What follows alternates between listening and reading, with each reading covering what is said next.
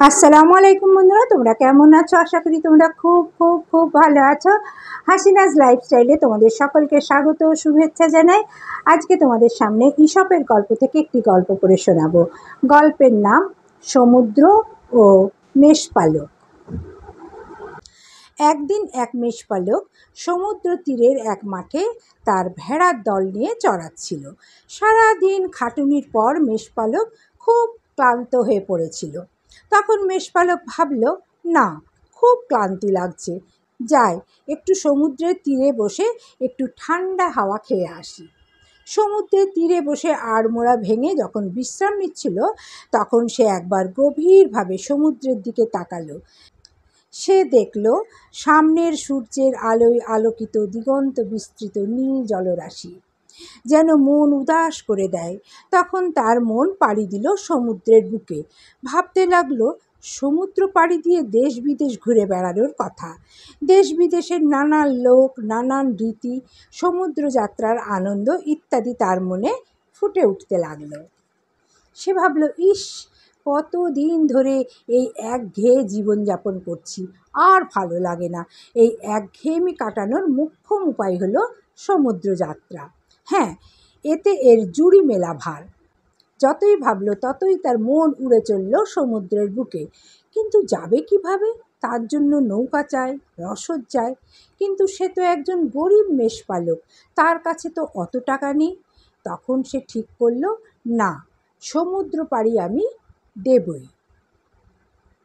তার জন্য যদি আমার ভেড়াগুলোকে বিক্রি করতে হয় তো করব, কিন্তু সমুদ্র পাড়ি তো আমি দেবই। আর যেমন ভাবা তেমনই কাজ।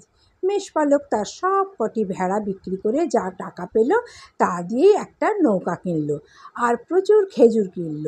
সে সমুদ্র পাড়ি দিয়ে পশ্চিমী দেশে যেতে চেয়েছিল। সে জানতো সেখানে খেজুরের চাহিদা প্রচুর, তাই সে ঠিক করল সমুদ্র পাড়ি দিয়ে ওই দেশে গিয়ে খেজুর বিক্রি করবে। তা যাই হোক, এই ভেবে সে নৌকা বোঝাই করে খেজুর নিয়ে সমুদ্রে পাড়ি দিল। প্রথম দিকে সবই ঠিক ছিল। শান্ত সুন্দর সমুদ্র, নীল কাঁচের মতো জল, বেশ নির্বিঘ্নেই যাত্রা কাটছিল তার। কিন্তু অবিলম্বেই আকাশ ভারী হলো। দিগন্ত থেকে কালো মেঘে সারা আকাশ ভরে গেল। তারপর দ্রুত বেগে হাওয়া বইতে শুরু করলো। সমুদ্র উত্তাল হয়, আর সেই সমুদ্রের শান্ত সৌন্দর্যতা রইল না। তখন সে রুদ্ররূপ ধারণ করেছে। প্রচণ্ড ঢেউ আর ঝড়ে নৌকা দুলতে লাগলো। কিছু কিছু করে খেজুর সমুদ্রে পড়ে যেতে লাগলো।